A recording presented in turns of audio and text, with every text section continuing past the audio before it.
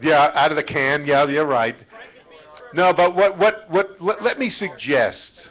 Let me suggest. One of the things I do is give motivational lectures on how you should fundraise, give money, be nice to people. Tonight, everybody at your table, put a $20 bill in the center of the table, and just think of it as a tip for Steve. And he will collect it and add it to the $2,200 he's already won. But we're not going to give him the money because I saw these Las Vegas tickets on his desk. And years you can start paying Larry again. I said, you know, this is no. So try that out at dinner. Now we're going to part two. Part two of tonight's entertainment is the next page. I made my presentation, so you're all off the hook. Now the next one is live from the moon, television on the Apollo missions. Mark Gray. Where's Mark? Okay, Mark. Are you back from outer space tonight? Mark Gray's going to tell us all about himself, all about his trip to the moon. 7 color wheel. Thank you. Thank you very much. My name is Mark Gray, and I'm with a company called Spacecraft Films. We recently, this past year, have been working on a documentary on television for Apollo, on Apollo, both the black and white earlier cameras as well as the color cameras through the rest of the Apollo missions. We don't have time to show you the entire feature because it's 99 minutes, but I brought a couple of the previews as well as a 14-minute segment that focuses. This is complete. I'll answer any questions you might have on the program or on any aspects of the program that you might want to ask some questions on. And then Stan Lebar, who led the team that developed the Westinghouse Apollo cameras, is coming up next, and he's the one that, from a technical perspective, you can really get more information on the actual cameras. So,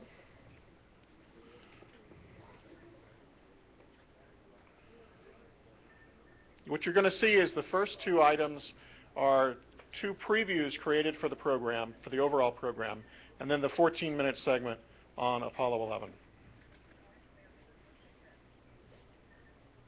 And do we have audio set up to come out of the...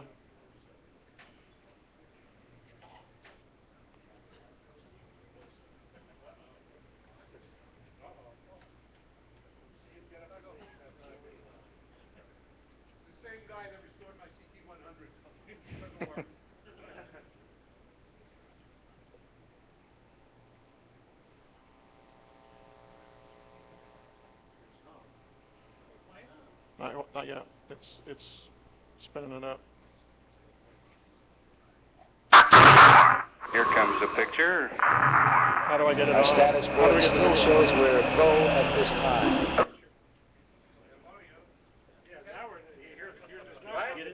I wonder if because it won't let you output the DVD onto a. You know what? It probably won't let you do the DVD out to the VGA for copy protection. Can we just run compositor S video over to the?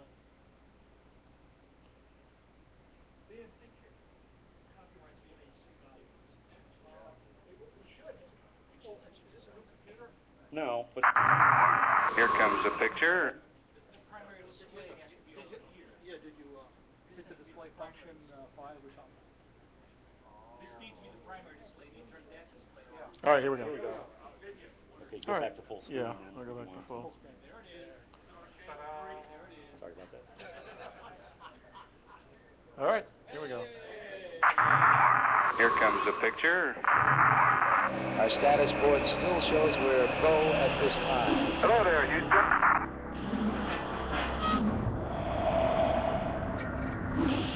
We have ignition. We have liftoff. We have liftoff. Suddenly I looked over my shoulder after I said liftoff, and of course the Saturn V is still sitting there, this magnificent vehicle in a bed of flame. So it was a new beast, completely. Everything was different. Be advised, I have a very good picture from Park. Everything we ever did was going towards this one moment in time. And we're getting a picture on the TV. Early stages of point and shoot. I just do whatever he says. I wanted the American people, the people of the world, to see how beautiful space was and what it looked like. And here we were going to the moon. Roger, understand. We're going for TLR. Television turned out to be really one of the most important things we did in Apollo. The crew of Apollo 8 has a message that we would like to send to you. And here we were. I don't think I had an appreciation. I don't think anybody had an appreciation for the profound effect it was going to have. So we did stand back then and say, wow, this is something that only television could have brought. I mean, when Apollo 11 landed, there were moonwalk parties all over the country. Dear men from the planet Earth, first step foot upon the moon. The very first time we went to use it, I was Looking at me with a big eye. The camera from the edge of the reel showed it was a canyon, and you realized it was a canyon. And we have a view of the reel that is absolutely unearthly. Ignition. Right away, Houston. Vector good. Always had a strange feeling looking at that site. It's sort of like, you know, you had everybody here for Christmas and they were gone. This was raw. It was live from the moon, and it felt like it.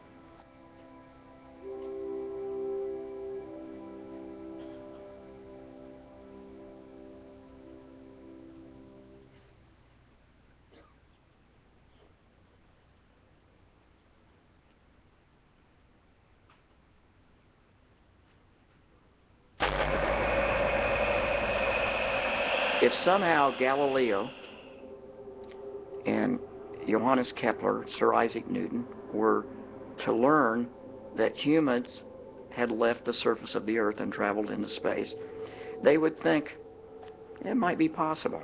If we would then tell them that we humans had captured images where the motion was captured as well, they would think that's a miracle. This is Apollo Saturn Launch Control. Fifth voice came into my head, and it was mine. It was awful loud, and it said, "My God, we're going to the moon." Liftoff. We have a liftoff. It's a real good picture we're getting here. TV was special because it was live, because it was happening at that moment. The equipment, everybody was concentrating, and I actually had goosebumps thinking of what's about to happen. I thought, you know, we'd all worked so long and so hard doing all these various tasks from Gemini and to Apollo, and it was just a great feeling. It was awesome. There's no question about it. To turn on a television and see the words "live from the moon" was, to me, the definitive hallmark of that time in history.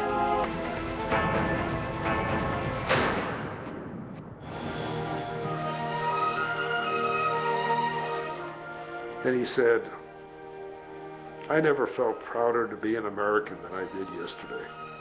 It then hit me what we had done.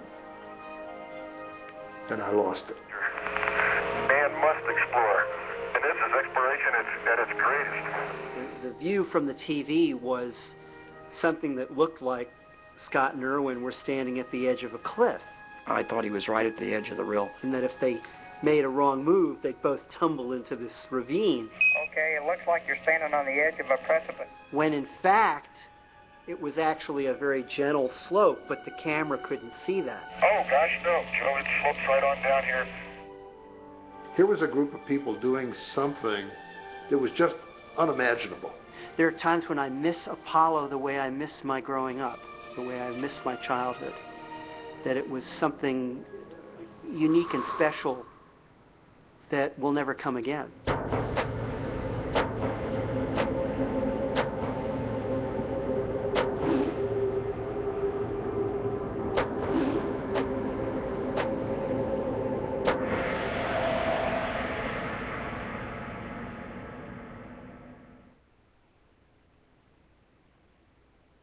January of 1969, just a few months before the first lunar landing, and the decision on whether or not to take television to the surface is still unresolved.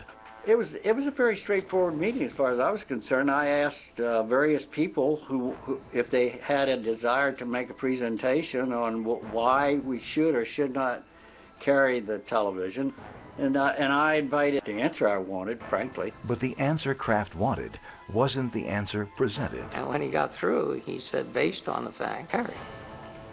And I was flabbergasted by that, frankly, because I thought they would come up with the idea and said, yeah, we could use it because we like to see what the astronauts are doing. That was a stunning thing to hear at this point, that there was this element that still didn't understand what the camera was going to do. Deserved the right to see it. Now, that isn't to say that I didn't want to see it, too, because I did. Well, Max Faget stood up and said, you don't seem to understand. This is payback for the people who paid you to do all of this work.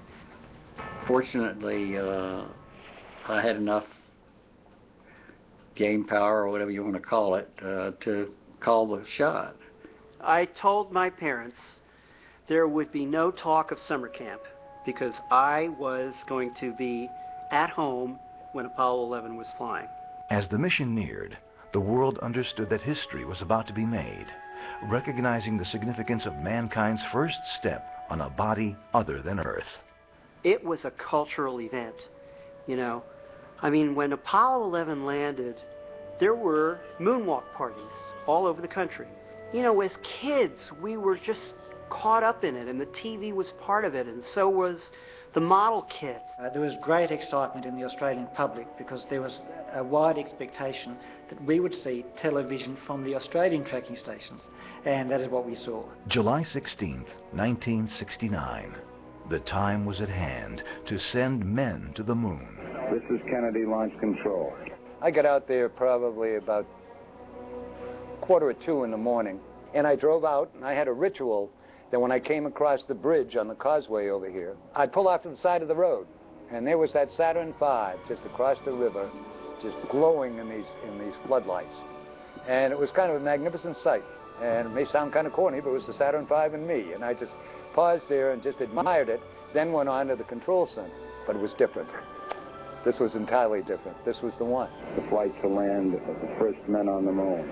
And so I'm counting down, and we get down finally to ignition sequence start, which is 8.9 seconds. And I'm listening to their cues, and I'm watching the status board, when all of a sudden, a fifth voice came into my head. And it was mine. It was awful loud.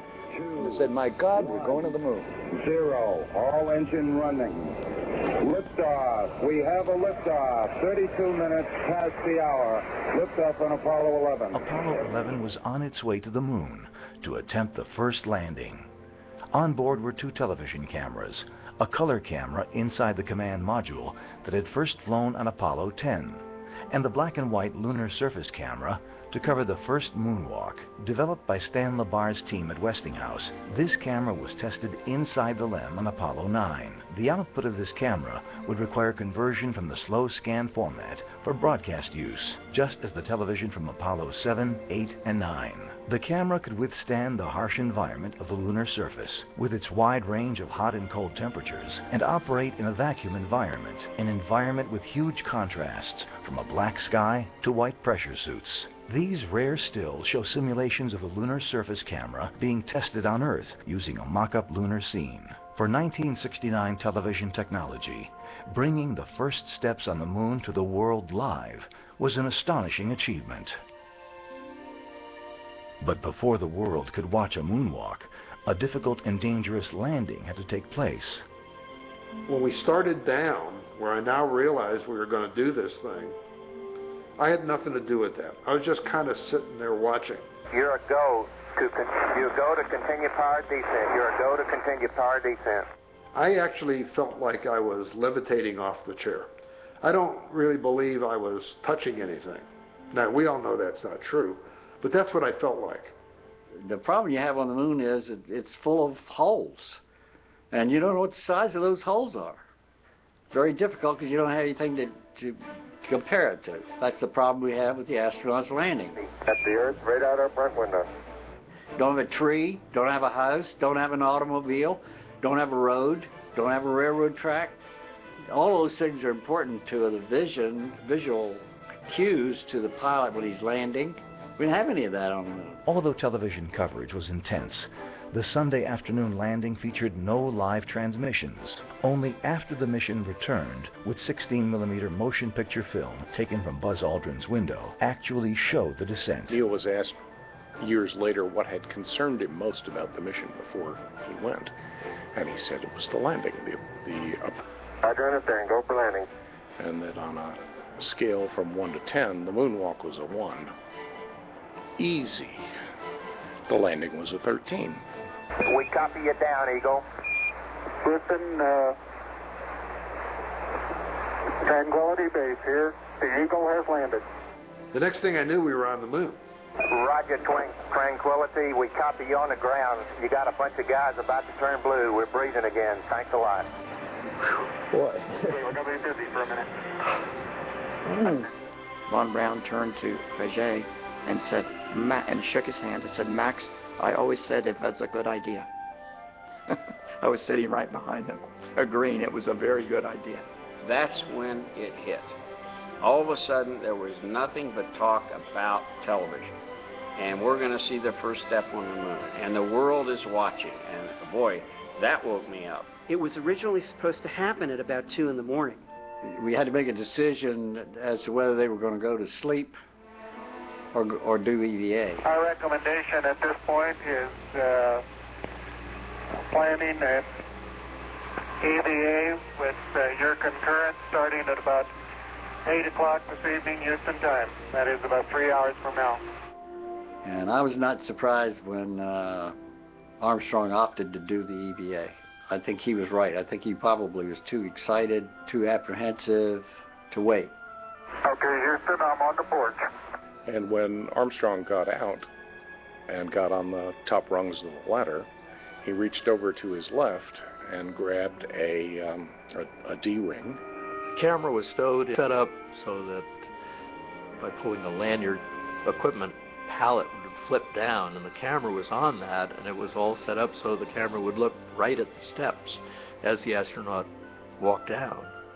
And we told him flat out at the beginning that the only way we could mount it, the camera had to be mounted upside down, because the only flat surface we had was the top surface of the camera, which was installed at each ground station to flip it right side up. 3 stations were in view of the moon as the Apollo 11 moonwalk began. The Goldstone station, with its large Mars antenna, was expected to be the prime receiver. The Honeysuckle Creek antenna was also in view, and Parkes was just marginal, with the moon a little bit too low for its dish to be pointed right at the moon. But some equipment problems at Goldstone meant the picture was very dark, and it was upside down for the first 30 seconds. For some reason, our operator forgot to throw the switch. And we're getting a picture on the TV. Currently it's upside down on our monitor, but we can make out a fair amount of detail. The brightness and contrast settings on the scan converter were incorrectly set and gave a very dark, high contrast. Wow, that's terrible. I was running around trying to figure out, well, what did we do wrong? What was set wrong? It was clear to controllers in Houston that a better picture was coming from the smaller Honeysuckle antenna, and they switched to that picture just before the first step. All stations, we have just switched video to Honeysuckle. So Goldstone had a problem at the beginning, but the Australians came through. It was electric. Everybody was pinned to their equipment. Everybody was concentrating, and I actually had goosebumps thinking of what's about to happen. The corporation had decided if there was a failure, if it didn't work, then I was to be the only spokesman. I don't think in anything I've ever done in my life was as tension-ridden as those moments before. I just had this vision in my mind of a blank screen, and it was just an overwhelming, depressive kind of thing. Everything we ever did was going towards this one moment in time, and it had to work. There was no backup. There was no backup in the camera. There was no backup camera. It had to work. Okay, Neil, we can see you coming down the ladder now. This thing that was in the back of my head for 5 years suddenly just melted away. The fact that it was almost a dreamlike quality for an event that seemed... Wanted to see everything we could, learn everything we could, because we knew we were going to be next. And so when the TV came on, it was very surreal. When it happened, it was like, oh my God, you know, there it was. I know I was saying, what a marvelous thing, what a wonderful sight, and thank God we took that camera with us. It's kind of like that was a silent witness to this amazing moment.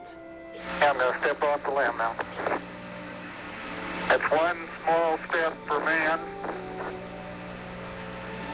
one giant leap for mankind. It's a black and white, and it's very grainy, but lo and behold, there it was, and that's probably one of the most widely viewed strips of television footage ever. I, like other people, had trouble picking out what I was looking at. I thought, you know, we'd all worked so long and so hard doing all these various tasks from Gemini and to Apollo, and it was just a great feeling. I think we were bug-eyed just like the rest of the world was. It was awesome. There's no question about it. We were so overcome with thrill that we had presented to the world the first step on the moon. Yes, I was really happy. My second thought was probably, good Lord, couldn't we have done any better? Because it looked like it was ghostly looking. You knew that you were looking at something that was not polished. This was raw. This was live. It was live from the moon, and it felt like it. It was hard to believe that these guys were running around up there, and they looked so strange on that black and white. Its greatest value was giving anyone who cared to find a television set, and there were lots of people around the world who found a television set and saw it as a triumph for humanity rather than just a U.S. Cold War victory. Many may not realize there is a second view of Armstrong's first step on the moon, poorly focused and nearly out of frame. There was a 16mm motion picture camera that was mounted in the right-hand window of the lunar module. As Neil was coming down the ladder, Buzz started the camera to record his descent. In fact, it's really the movie film that shows the detail of what Neil was doing as he stepped on the moon. Okay, gonna get the contingency sample there. The footage of Neil getting the contingency sample is really wonderful, and just is a beautiful bit of documentation of that, you know, that never before moment of a human being at work on the surface of another world. We'll read the plaque that's on the front landing gear of this limb. There's two hemispheres, one showing each of the two hemispheres of Earth. Underneath it says, "Dear men from the planet Earth, first set foot upon the moon, July 1969 AD. Became in peace for all mankind."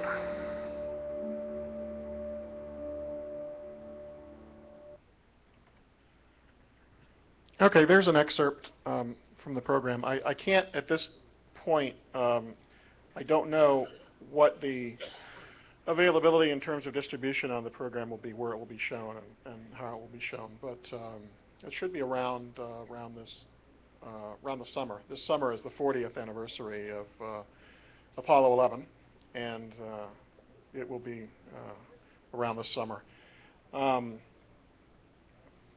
One little story I'll finish with. Are there any questions at all on the film? Yes. Yeah, your film kind of suggests that the argument as to whether or not to have live television go along was because it was of no scientific value. And from what I understand is NASA didn't want live television in case something happened to the astronauts as they well, that was an argument that was put forth very early of coverage in the Mercury days. By the time Apollo came along, live coverage of U.S. space missions was pretty much a given. But not the first steps on the moon.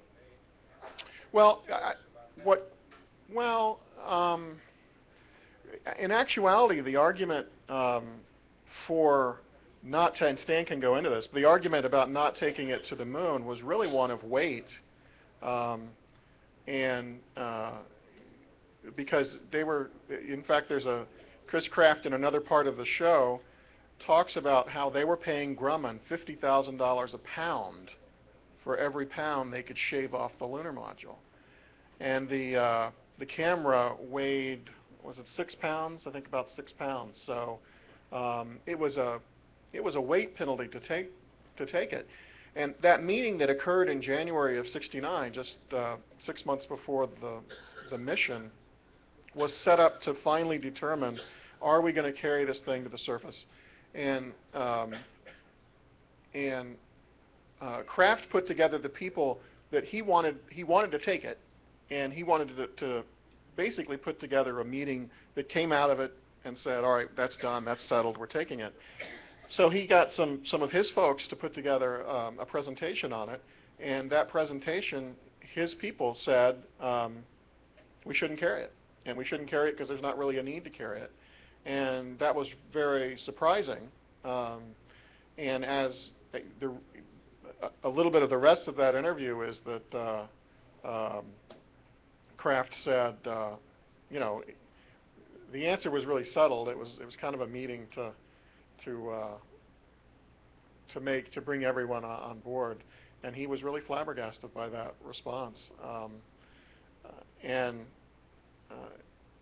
As it turned out, it's difficult to imagine it not being there. I know that's hindsight, but it's really difficult to imagine that not being a part of it. Yes? The thing that has always gotten me about people's memories of the lunar landing is that so often, whenever they showed it for years afterwards, they always synchronized it to that film. Jules Bergman, ABC science editor, about, I think it was 15 years of 15th anniversary or so, a year or two before he died, even he said when we were down on Earth watching the dust kicking up as the lunar lander landed. Walter Cronkite remembers they synchronized the film to Cronkite's announcement because they're too embarrassed to show the little model dangling on a string, and over, I think it was on ABC, the film, because you had the 3 screens there, and I wish you had left that on longer, because the landing took about, 45 seconds longer than they expected. Right.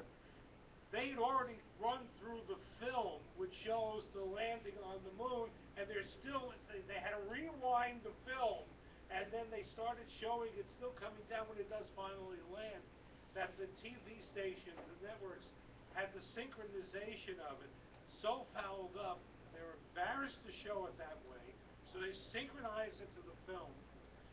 And then when TV Guide did the top 50 things of the century, in TV Guide's description, they also talked about we sat there on Earth watching the dust kick up as the lunar landed.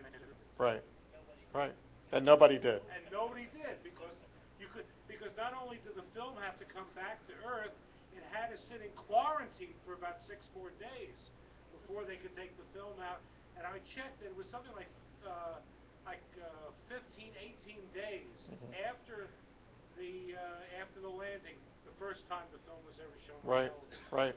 But that's something that is also fairly common when you see, and it's one of my own pet peeves, because one of the things that we do in our productions is we use like we explained that you couldn't see the landing. Yeah, but then you do synchronize the soundtrack to the film. Right, right. Well, it is what happened then. Yeah. But we were clear, I hope, that there was no TV during the landing.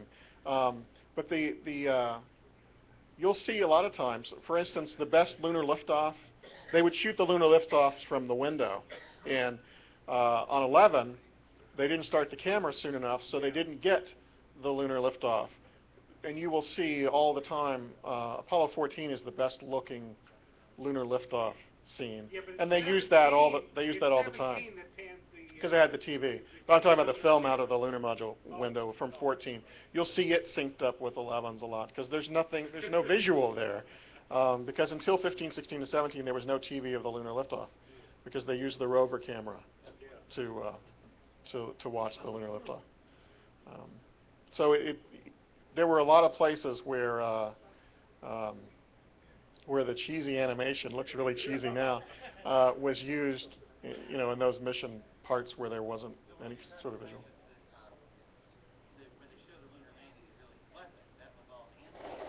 Right, there was no television during the lunar landing. That's correct. That is correct. That's probably a question you should save for Stan. He can go into why it was a 10-frame, 320-line camera.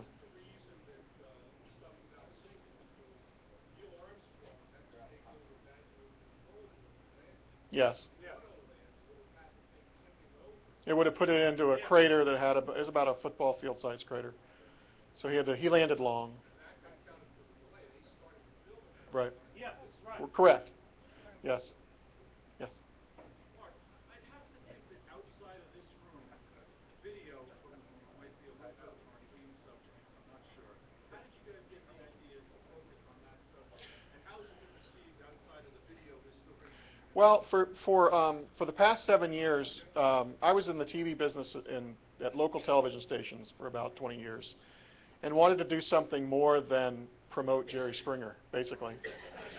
And had always had an interest in space because I was born in Huntsville, Alabama. My father worked for a contractor, and I would play in the sandbox and see tests, and so I was always into the subject a great deal. So I took that interest and the background in television, and I said, I really want to see all of this TV from when we were on the moon, and couldn't get it anywhere. It wasn't available. DVD was just starting to move ahead, and equipment was just starting to come down into the realm of being able to do it through SCSI drives and things like that, to be able to do it manageably at low cost. You didn't have to spend hundreds of thousands of dollars in order to do video. And so in 2002, I started out just taking the television from the moon, all of the TV transmissions, rounding it up, and I will say that the archive itself is not in good shape. It is in various locations and various states of repair. And we started creating a series of DVDs, and we included on that, I would pull various cameras, like 8 or 9 cameras of the launches, things like that, and we would create these DVD sets of the whole mission, from training all the way through recovery, including all of the TV and all of the onboard film from the missions. And so we've done all of the Apollo missions. We've done a set that has 24 hours worth of material from Mercury.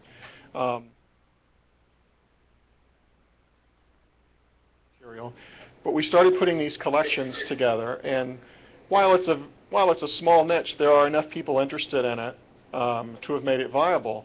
And what I finally kind of decided to do was, I always wanted to tell a story of how this stuff that we got together and put it on was done. And so that's what started this particular project. And we shot, last year at about this time is when we started shooting. And we shot in Australia because the signal on Apollo 11 was actually received through 2 dishes. Most of the moonwalk was received through 2 dishes in Australia. So we felt like that was an angle of the story that really needed to be told. And so we shot in Australia, and we shot at various locations in the United States, and created this piece that really goes into, it doesn't get deeply technical, although it tells about how the CBS color system was adapted. It tells about those technical aspects, but it also talks about the impact that it had on the world and having these things on television. Yes? That movie picture called The Dish was that a fairly accurate? No. It's funny you bring that up because I kind of it's a great. Some of the things are true. I kind of got in the middle of something of a feud in Australia because the actual first step on the moon was broadcast to the world through the Honeysuckle Creek station, which was the Parkes dish, which is the one featured in the dish, was a much larger antenna, a receive-only antenna. It's a radio telescope, basically.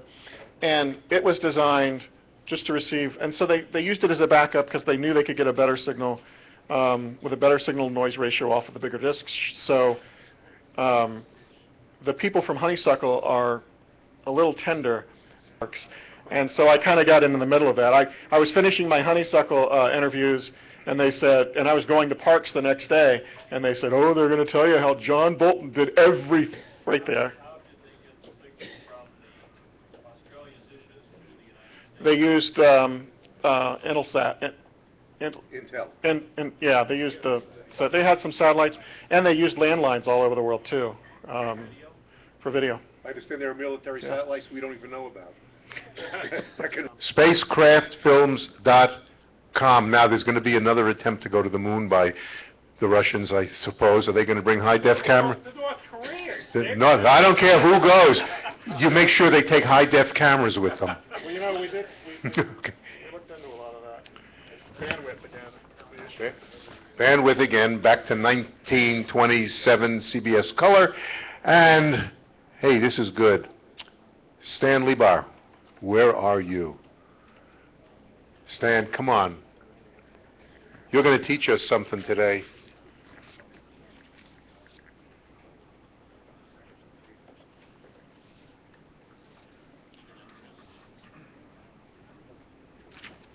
Stan's going to talk about lunar cameras and all kinds of stuff. I tell you, I'd rather hear about your experiences as a tail gunner in a B-24 in 1943. Yeah, 44. Yeah. Ball turret. Oh my God, they turned you into a little ball because I was too big to get into one of those. But Stan, enlighten us. Sure thing. He's got a DVD also that he's going to run in a couple minutes. Thank you. Let me ask a question, just out of curiosity. How many people here actually saw the live telecast? Oh boy, we got some oldies here. What's your age? What was your age when you saw it? I was 19. 19. I was 5. 23. 23? You weren't 23 when you saw it. When I saw it, yeah. Were you? Yeah. My gosh. Anyway, it was a program that tried to build a camera that was going to go to the moon, and the interesting thing about it is that when you build camera, when you build a camera, a television camera, when you're talking about a moon, you're really beyond whatever a studio camera would do or could do. So it's an entirely different world between the cameras that were built in the studio and the cameras that were built for something like the moon. It took entirely different technology and so forth. And it forced you to reach way beyond where we were at the time. When they first went on the moon and they showed the television, as I said, it was a very traumatic moment to have worked 5 years towards this event, and knowing that, as you heard all day long, that millions and millions of people are coming in, and you're feeling this pressure build up, And the case is, well, exactly what am I going to do if this thing doesn't come on? And on top of that, both Westinghouse corporate people and NASA had chosen me to go on television if there was a problem. And that was not what I was hoping for. And as this thing started to come down closer and closer, I started to think of all the things we did to prevent this terrible thing to happen. And I started to go through these things, and the more I went through it, and the more things we did, and we tested twice the level that we had requirements for, we did. When I got through, I said, gee, I think this thing could work. And we were located right off the Mission Control Theater in a small lab with a line to the communication console. And we had a scope, and we had a monitor, and that was about commercial. We had a direct line feed coming from Mission Control, but we also had a commercial set that we could watch what was going on. And just as I got to the point where I said, gee, I think this thing is going to work, Aldrin says Armstrong's out on the porch, and Aldrin says, I'm turning TV camera on now. And when he did that, I said, my God, that thing is working. Now, what in the hell what has to work for me to get a sync pulse? So I started to go through my mind as to what are all the things that are working. I said, gee, that's not too bad. The only thing is whether the tube is going to respond or not. It's in total darkness. And then he pulls this D-ring, and the mesa door opens up, and there it was. And all of that angst sort of disappeared in 1 second at that point in time. And I started to watch the event just like anybody else. It's, my God, this guy's walking on the moon. And we've been, it's always been out there somewhere. It was never going to happen, but all of a sudden it did. And I started to think about it, and I started to wonder, what in the world, I knew what was going on squares and what have you, but what happened down in these little hamlets? My wife and I used to bicycle through Europe. And we did that because it was the only way I could get away without people bothering me for a vacation. We're on a bicycle, you can't call you. So we'd go to Europe and bicycle. And we go out, and when you bicycle in Europe, you go to these small hamlets and little small cities. And I said, I wonder how this stuff fed into this place. And how did it feed into the areas where the Soviet bloc supposedly blocked out this television? And I didn't know, so I started to look around and find out. And one time I was in Annapolis, and I was in a store that sold little scientific stuff for kids, and I bought some things for the grandchildren. And as I went out, the clerk who waited on me came running out, and he said, you mind if I talk to you? I said, no, not at all. And he had a very, very heavy Irish accent, very heavy Irish accent. And he said, he said, when I was a kid and I was 7 years old, we lived in a very, very poor community. No one had television sets. The only people that had it at that time were the wealthy people. And he said, somewhere around after midnight, my father came in the room, woke me up, and said, I want you to get dressed. There's something I want you to see today. And I got dressed. He said, I didn't know what to do. I don't know why I was being asked. And we got outside, and he said, I asked him where we were going. He said, we're going into town. And he said, you see that moon up there? There's going to be a man walking on it, and I want you to see this. And he said, we walked into town, and all the stores, the little, just small stores, in the window of each store had a television set. And he said the entire community was out in this front of these stores. And he said, my father put me on his shoulder, and I watched this thing for 3 hours, and I was just 7 years old. I'll never forget it. When I went back with my father that night, I was never so close to him in my life, and I'll never forget it, and I want to thank you. And he walked away, and I didn't have a moment to even ask him anything. So it was the first kind of thing that I got, that things were getting out into these smaller communities one way or another. And the numbers of people they say were watching were based on what they knew, not what they didn't know. And it probably went further, and there were far more many people. Something like 500 million people were watching, or whatever it was. It went further than that, I'm sure.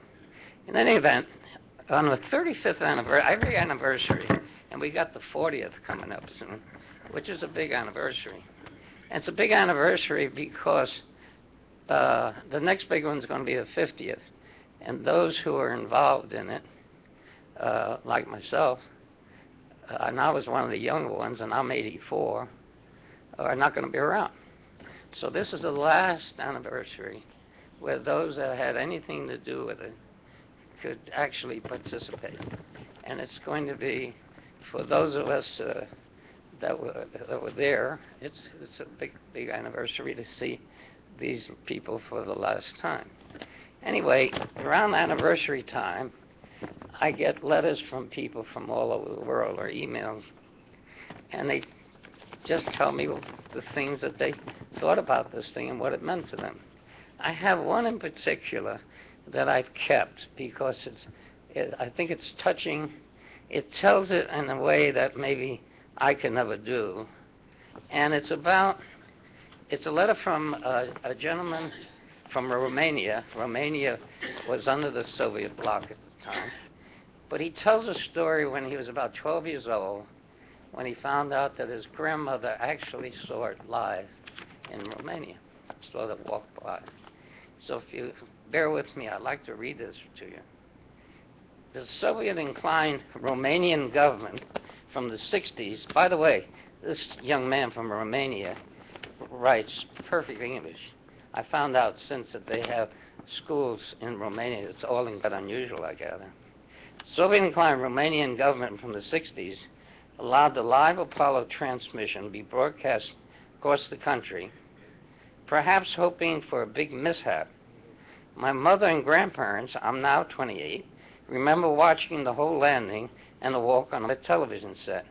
My grandfather was a carpenter who knew only how to read, sign his name, and simple calculations. My grandmother was a housewife who took only 2 primary classes, and my mother was a high school educated clerk. I remember asking my grandmother time and time again, how was the moon landing? She was never tired of explaining how those American cosmonauts hopped up and down, gathered soil to bring back, and they just wanted to see what it was like. I've heard they put potato seeds in moon dirt, and the potatoes grew bigger than ours. And he looked up at Earth in the sky where we were watching them. She probably mixed up TV footage with later newspaper articles and photographs. But it was so good to hear her talk about it. And you were really watching the whole thing? How did you feel? What did you think? Well, the first was your grandpa forgot to close in the hens, and we found them crammed behind the doghouse. Then she smiled, knowing it wasn't what I expected. I didn't get mad, but said, please, Grandma, tell me. Well, they just bounced up and down, not too high, because they had on those gold soles on their boots. The whole journey was expensive because of those gold boots.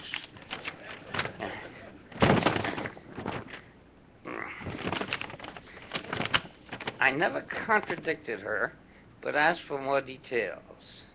Well, because they were lighter up there. As you go up, you get lighter, like birds. And the moon is very high, but it's not big. It's about the size of our country. She believed they had a whole team of doctors and repairmen with them because the rocket that took them there had so many switches and bulbs. And what if something broke or one of them got sick? She just didn't seem to understand when I asked her, why did they go there? What do you mean? Why not go there? Wouldn't you go if you could? I never thought about it that way then, but I do now. I congratulate everyone that experienced that walk on the moon firsthand, those who were able to see it live. Maybe someday I'll have the possibility to come and visit in some of the places, and who knows, meet some of the people who made it possible. Sometimes I dream about being part of it. It would have been an ultimate dream come true. There are many people who care all around the world. So have a happy anniversary. I never forgot what my grandmother told me that day. I have no idea how they got there, how they circled around the moon, but when I saw them walking on it, I felt, I don't know, like something very big had happened. Something very big. Now go brush your teeth and go to bed. My grandmother, Mary Teglis, her proud grandson, Robson.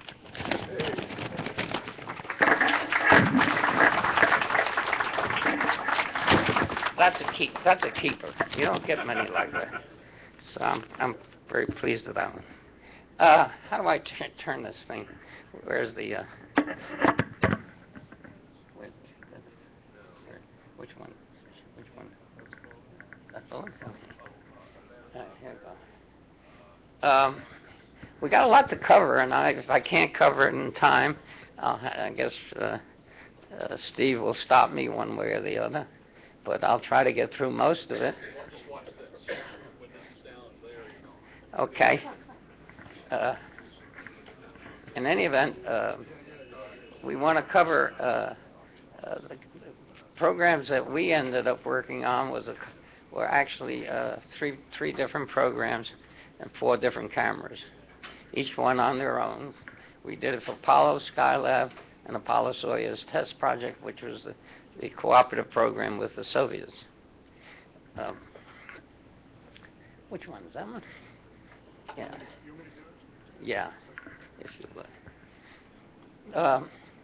There's a logo for the 40th anniversary. This is not the NASA one. I didn't like the NASA one. So one of our people that worked in our search team designed this down to Australia and sent it up. And I thought it was better. So that's the original patch, but it didn't have the 40th anniversary. And by the way, I sent them the original. Do that. Go ahead. There's a lot of questions about why was Westinghouse chosen. And when you go back in that time period, the people who were considered certainly among the best was RCA. RCA was very much involved in studio cameras. They led the industry. But having a camera that would go into a studio is not a camera that would go on the moon.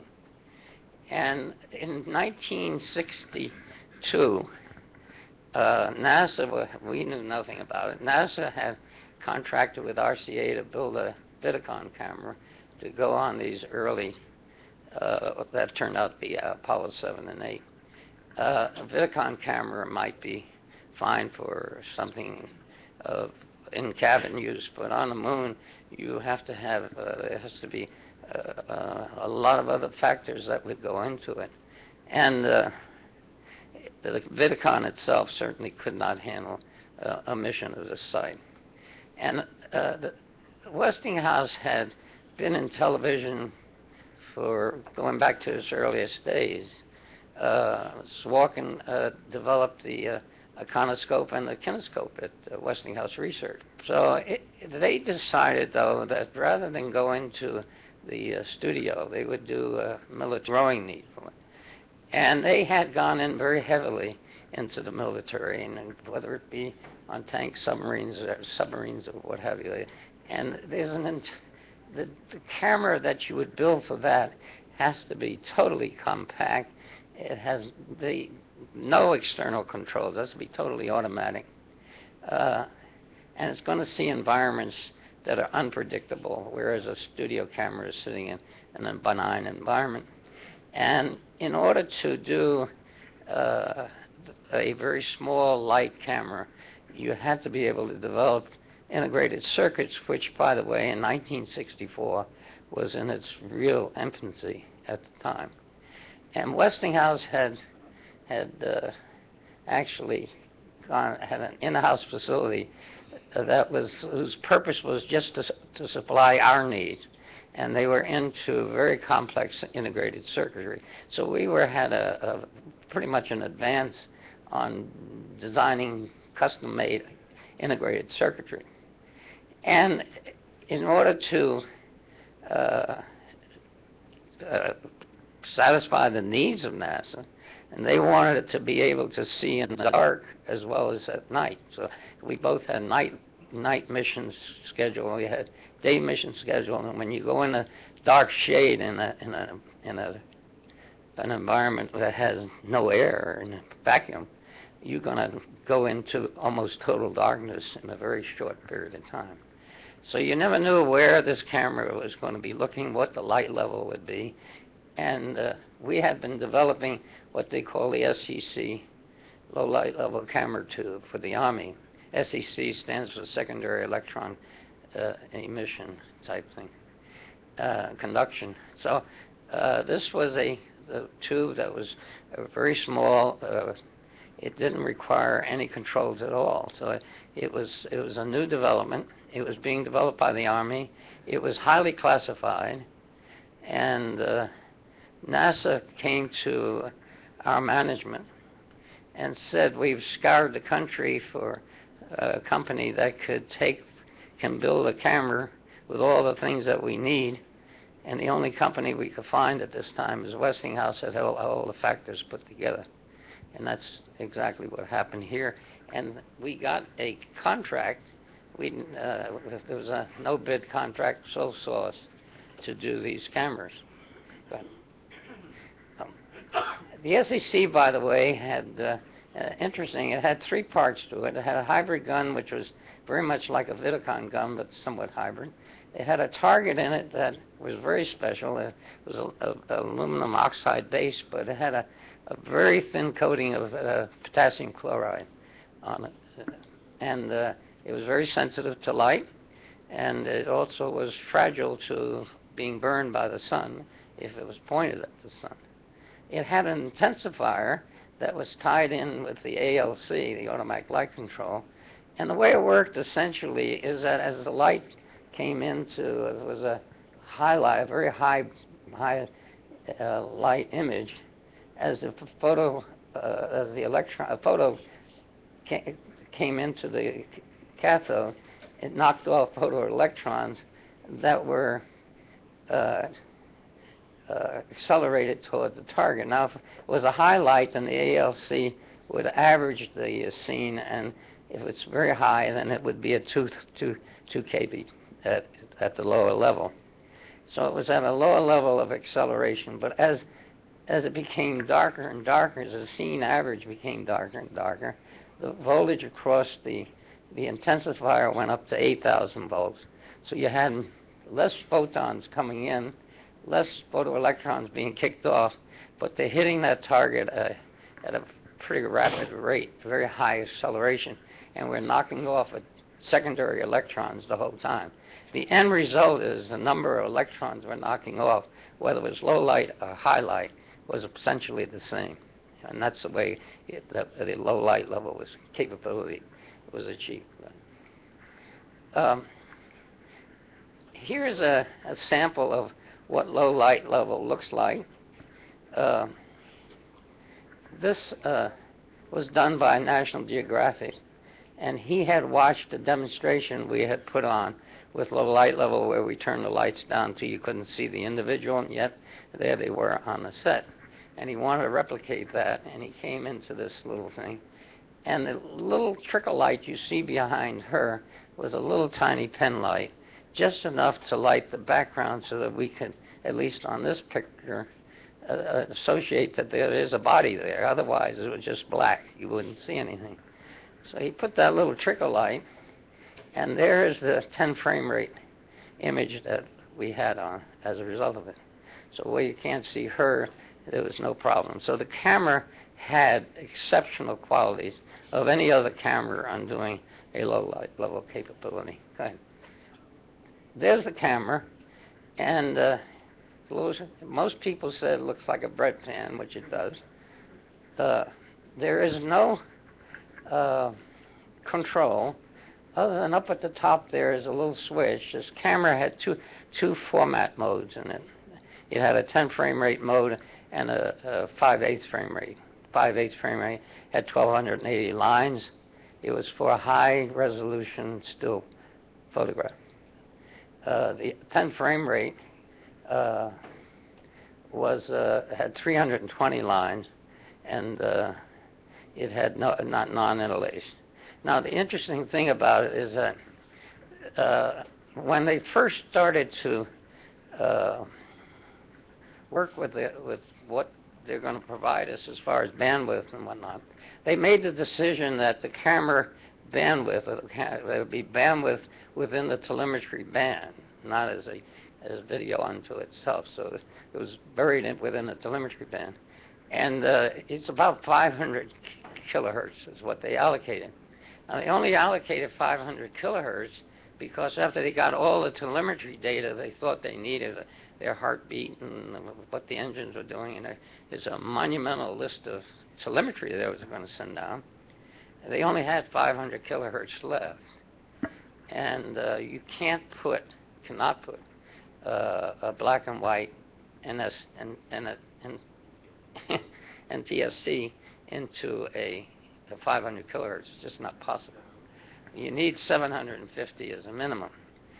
So they went to places like MIT and a couple of other places. They got together and they came up and said, well, if you could put it in 320 lines, and if you could do 10 frame rate and non-interlace, you can put it in at 500 kilohertz. Now, if you do it at 320 lines, you'll get probably 200 to 250 line resolution, which should be. And that's what you saw in that image that the young lady was in the dark, was about 250 line resolution. So it wasn't that bad. The problem is that when you go to 10 frame rate, on the one hand, you're going to be missing data as your collection. The other thing is, as you have motion, you're going to get some element of spear. And the third is that it has to be converted. And at that time, conversion processes were not what they are today. This was as a small 10 frame rate CRT showing the image, and it's being looked at by a small Vidicon camera. And that's about the extent of conversion. So it wasn't what you would call exotic in today's world, but you have to accept the times that we were living in at the time. There's a camera that's hanging in the Smithsonian in one of the places. And what I'd like to point out is that one of the requirements that NASA had, by the way, that white paint on top is a very special paint. It was made by Lockheed. It had very high emissivity and very low absorptivity, so we can go on the moon. We mounted everything to that top plate. Then all the heat that's being generated would go out the top, and we wouldn't be grabbing the stuff coming in from the sun. So it was a tremendously effective piece of paint, very special. In 1969, it cost us $400 for a gallon of this paint. I don't know what you would pay for it today. But we used that throughout the program, and it served its purpose. What I want to talk about is that NASA, for some reason, and I wish I could tell you, but I don't know the reason, is that they wanted to be able to disconnect the power from the camera while it was on the moon. And I have no idea why. I still don't. And that kicked off a big thing, because you can't use standard connectors with plugs in a vacuum. You're gonna have a vacuum weld, so it's just not going to work. And you can't use greases because they would outgas and get into the face of the lens and cloud up the lens. So those things were not possible. And what we ended up doing is that we fed the line through the camera, and this connector has these same points on it. And there are 4.4 contact points inside. And the material that we ended up using was rather special. We were concerned about having anything sticking at all, and we didn't want to put any kind of grease on it at all. And we found that niobium disolanide has a rather interesting characteristics. Beside the fact that niobium disolanide is a very good conductor, it has a tendency, as you go into a vacuum, to actually operate like a grease, if you will.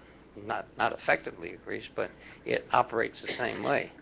So as you go down into a vacuum, niobium disolanide has this rather interesting feature. We looked at molybdenum disolanide, and it was nowhere near as good as that. And so we built these things out of niobium disolanide. And all it did is that the handle, there's 4 points on, I'll show it to you a little later, but there are 4 points on the camera, and the handle had these other pins, and the astronaut had a lever, and he could open it, and by doing it that way, we're really breaking the thing if it is a problem in any event. And that allows us to actually disconnect in a vacuum. Again, it was in every one that we ever had, and I never understood why they ever wanted to do it, nor did they ever do it. So, very early on, you saw Mark showed a simulation of very high light, very early with simulation, and it simulated every aspect of the mission itself. One of the things is this is 1965, so we have a Gemini suit. We didn't have a suit for Apollo at that time. And so we gave him a camera, and it has this handle on it. And the guy puts it up to he wanted to have a viewer on his camera. And he put it up to his eye, and he fell over backwards. He couldn't, his hands went up, he went backwards. So they said, build us a longer handle. So we gave him a longer handle. And that allowed him to hold it over here. But then when he wants to hold it down here, he's down like this. So we said, look, we got wide angle lens. You really don't need any view at all. And you could just point and shoot the thing just in the general direction. You'll get what you want. So that whole simulation that we spent, I don't know how many hours and days with, went out to. The camera carried actually 4 different lenses. The telephoto day white and a night lens if they were a night mission. Usually they carried 2 of the 3 that are here, either wide in day or day in telephoto or whatnot. And there was a place where they could mount them in the thing. So they actually had 5 lenses. Now the problem was these lenses were only about that big. And we learned very early on that when you're dealing with an astronaut on the moon, he's in this big balloon glove thing, and he has no feeling. And you're asking this guy to essentially grab this little thing and put this thing and then turn this around, and he can't even get his glove hands in there. So we came very early on to understand that when we're dealing with him on the moon, we got an entirely different world about us. And so, go ahead. We went ahead and we changed the design so that these little tabs went over the tab that turned the thing, and he had a big thing to grab, and all our lenses. And the lens is only up to here, actually. But we had to add this in order to allow the astronaut to do what he wanted from a physical standpoint. Here is an interesting aspect. 80% were integrated circuits in this camera. And there were 28 integrated custom made. And it turned out that Westinghouse had said they'd provide 8 of the most difficult. And we went out to find the other, to see if we can get other companies. Now, these were all very small companies at that time. And it took us a couple of months to locate 4 companies that were starving enough that would take our money. And they were in digital. These were all analog. They didn't want to hear analog. But we did find 4 small companies that were exceptionally good, but there were 4 of them that nobody would take at all. It was just too difficult.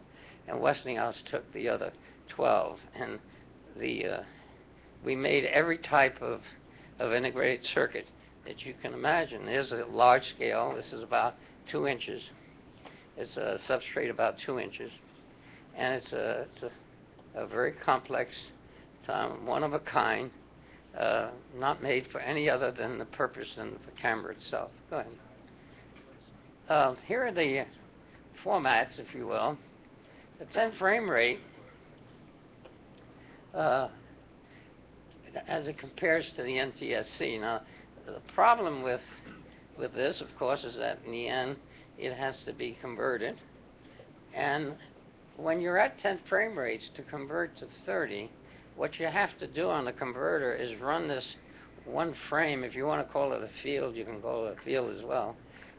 In order to get 10 frames or 10 fields and 60 fields up here to get the interlace, then you got to take each field of frame and run it 5 more times, or copy it 5 more times. So you're running this thing 6 times, and so you're running the same thing over 6 times before you can ever get up to converting. So you have a rather nasty process in trying to get to the 60 fields, and that caused a problem. One of the other, of course, we operated at 500 kilohertz against, I don't know, was it 4 to 6 back then? Yeah. Anybody know? Yeah, I thought it was. One considers resolution versus bandwidth. 500 kilohertz is pretty tough to work with, type of thing. One of the things that caused a lot of the problem, and it bounced into that meeting, this famous meeting about whether we're going to carry a thing, and I'll carry it on the moon. I was there, and I witnessed the thing. And the thing about it is that, no, it's not this one. Excuse me, I'm on the wrong one. I'll get to that. We'll go on. Here you go. Here's a basic concept. The camera was simply 7 pounds. It used 7 watts, about the wattage from a 1 Christmas light bulb for the entire thing. It had dual format. It used the SEC. It was classified. We had to handle it in a classified manner. No one knew about it except us. We could never take a picture of it. We couldn't show the tube itself. We could though, but we could show the camera and its function. But it was highly classified up to about 3 months before they went on Apollo 11, and then they declassified it for good and proper reasons, politically, I presume. It used a high voltage, thermal control was passive, fully automatic. It averaged the light of a total scene, and that one became a little bit of a problem. And then it was non-mission critical, and that's the one I want to talk about. It was this statement that it's non-mission critical. Now that's a kind of a, what it really means is, basically it says whether the camera works or not is not going to affect the mission one way or the other. Now that immediately puts the camera in a non-entity state. I don't need it. So it's not going to help us get there and so forth. And at that meeting that day, when he said it served no scientific purpose, there was a whole bunch of mid-management people responsible for all the other subsystems. And they cheered. And the good reason for them is that they had immense problems. I mean, they're taking these guys to the moon. They've never done this before. And they're working everything they could. And they see this camera as a diversion. It's taking time away from us. We don't need it. Let's leave it behind. Let's solve our problems. Now, I couldn't argue too much with them on that aspect. I know how they felt. I sat in through these flight readiness reviews, and their problems were so monumental, you never know if they're ever going to get off the ground. So they had a real problem. And it was that attitude that became pervasive throughout NASA. And it had to do just with, we don't need it because it's a pain in the neck and it's bothering us and it's in our way. And we lived for that with 5 years. So when I came out of this meeting, although they had agreed to take the camera, my decision, and I had fought for 5 years to get out of this 10 frame rate mode that we were in, and go in and give me 250 kilohertz is all I wanted. 700, and just give me 250 more, and I put in an NTSC camera we had already built that was in one of my military aircraft. We could just take it, retest it, and put it on. But though I had support at very high levels, throughout NASA was, why bother? Leave it alone. It's fine the way it is. And I walked out of this meeting pleased to know that at least it was going to go on the moon, but disgusted with the fact that I heard somebody say, why take it, so forth. And his name is Ed Fendel, by the way. Burned in my brain.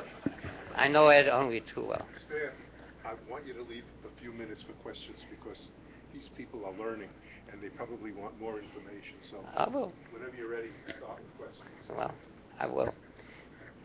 I'm not even there yet. I got news for you. Watch the clock.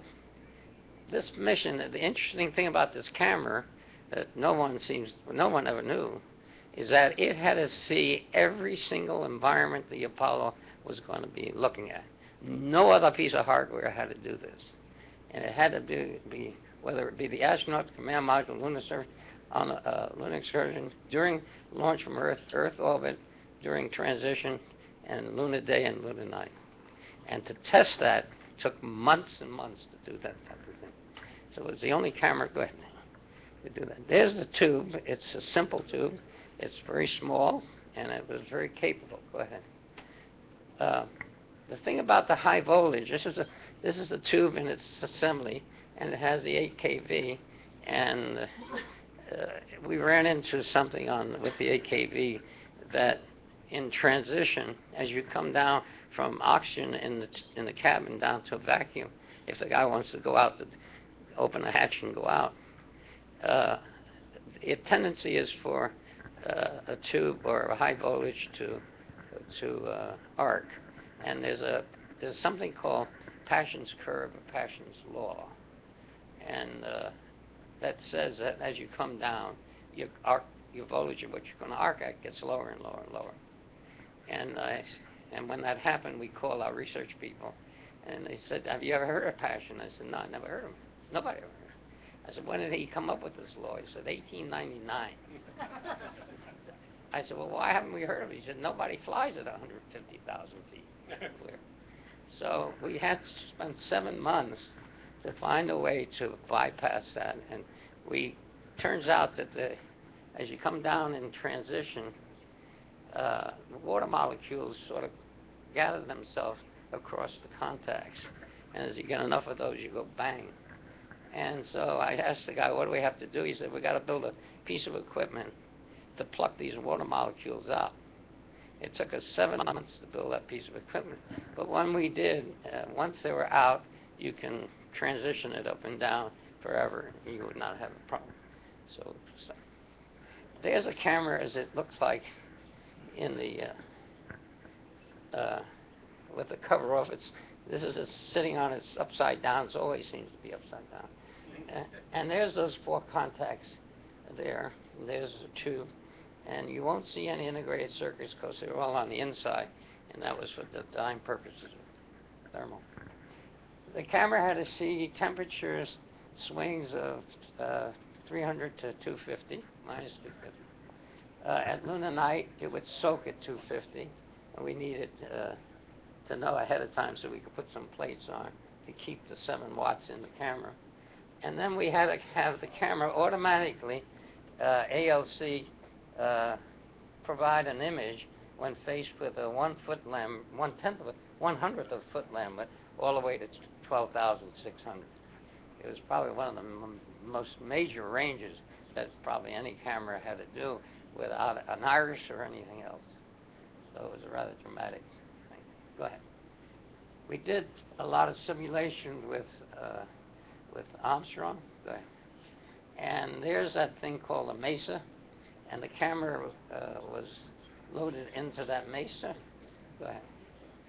And Armstrong was at this point doing a simulation of a panorama, but the interesting thing was the camera was originally, go back that one, and go backwards. Yeah, back up in here, camera was originally located up here, and then this simulation, you see the wire coming up. And the problem was it took so much time to get the camera out and get it to Armstrong and get it on the ground that they decided that we're going to change it and we'll move it down into the mesa. Mesa is modular equipment bay, so it held a lot of equipment. Go ahead. And there it was, and we have an engineering model. This happened, by the way, about 6 weeks before flight. So we had an engineering model, and they built this bracket, and this camera is essentially looking at the ladder. And as the door comes down, the camera came down with it, and it's viewing the ladder that's over here. Go ahead. And that's what it saw, and that's the image it saw. Go ahead. The actual bracket that we finally built for the actual camera, and this is the actual Apollo 11 camera, by the way, included the places to put the lenses that he can change. Go ahead. And when we moved the camera down from the limb down to the mesa, the camera has a 100-foot cable, and on the limb we had this very special cable we built to be flexible in these temperatures, and it was sort of wrapped around the bulkhead wall so it wouldn't conform to a certain set configuration. When we got it in the mesa, they offered us about this much space to put a 100-foot cable, and that's what we had to come up with. Now, when he pulled that out, it came out like barbed wire, out like that, and there was nothing we can do to it. And you can see the loops of the cable on the ground. And after a while, they kept running by, and they kept kicking dirt, and they finally got the cable. They were concerned they were going to trip, and it became somewhat dangerous. So by the end, both astronauts kept kicking dirt. Go ahead. Yeah. Now, this right here is a question I asked when I saw this. You see this cable wrapped around, and I kept saying, how did it get wrapped around? And I was on a program with Neil Armstrong, and we had dinner together, and I said, I often wondered about that wire. Well, how did it get wrapped around? And it's not generally known that when he did the panorama view, he turned the camera around, this wire started to wrap around his legs, and he went all the way around. And he was hog-tied. He said he was at a point where he thought he was going to fall over backwards and the camera was going to go flipping. But he was able to contain himself, and in order to control it, as he came back around, he wrapped the cord and just kept turning the cable to take up that slack. And that's why it looks like it is. So, here's the thing about the converter, and there's the problem. We've been searching for these tapes of the telemetry tapes that have these original 10 frame rate. And these are the slow scan, and those are the converter. And for 3 years now, we've been looking for these with the hope that for the 40th we can reconstruct the whole thing using this rather than what went out to the public. And this one was from Parks, and that's what the world saw of the same image. Take the next one. This one is from Honeysuckle Creek, and that's what the public saw on their home television. And this one's from Goldstone, and that's what they saw. So our point was we have enough of these photographs. By the way, the only people that ever saw these slow scan were the people at the tracking station. Just a small category of people at the tracking station that saw them. We won an Emmy and for all this work, and that's David Frost, that's Gloria DeHaven, and that's Jill St. John, and he didn't know where to put his eyes. This one had nothing under it. She didn't have anything under it. Anyway, let's go to Apollo 10. Well, go ahead back. Go back. We're out of time. Okay. We'll have to, we can take it. Fine. Okay. Questions from the audience? Go ahead. Front row. Could you just briefly mention about the camera tube that went bad when it was it Apollo 14? Go back. No, go back to that last one you ended with, if you will. If you can. Can't. Okay. Yeah. It happened on Apollo 12. And it was the second mission on the moon. And Alan Bean has taken one hell of a hit for that for a long time. If you know the history, you also know that NASA treated him pretty badly in one way, is they never gave him a camera to work with. He had a stick with a box on it. That's all he ever had. So he didn't have what you would call the know-how to handle the thing. But when he took the camera out of the mesa and he pulled it over, we heard him say, look, there's Earth. And we knew, we always checked, where is Earth with regard to the sun? And in this case, they were 5 degrees apart. And so if you have a wide-angle lens, they're 5 degrees apart. If you're going to look at Earth, you're going to get the sun. Last question. Pick one. Go ahead. Yes, on the color camera, was it the same technology with the addition of a color wheel, or was it a completely different camera? No, go ahead with that, if you will. Go to the color camera, if you will. Go backwards from here. Yeah, that's it. Yeah, go ahead. There you go. Take it from there.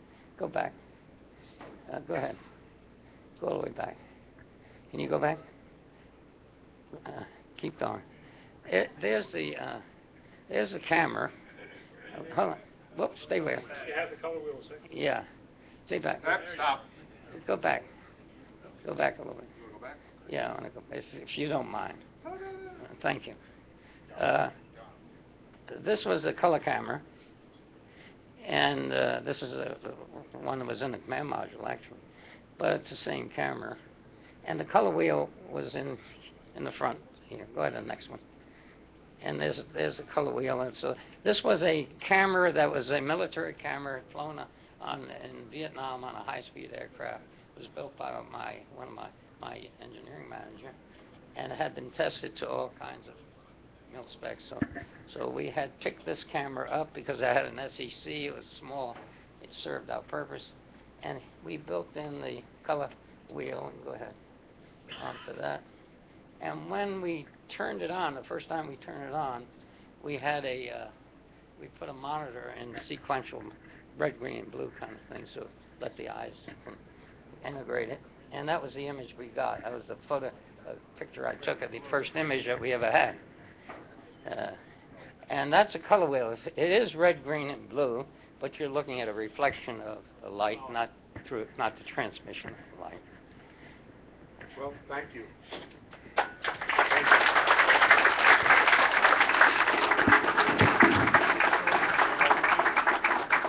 me make one announcement.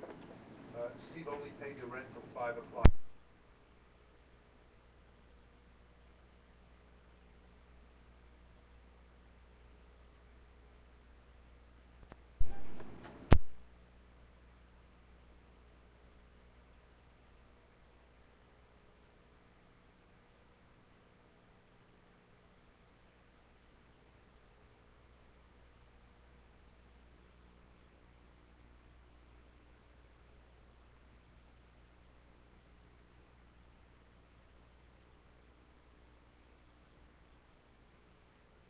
I believe. Welcome back. Thank you, thank you.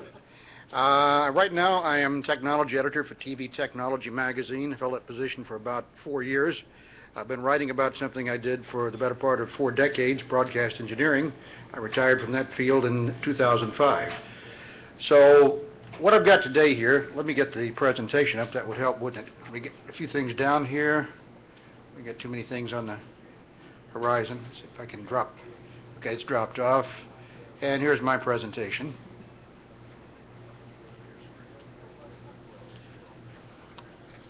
I hope it's going to load.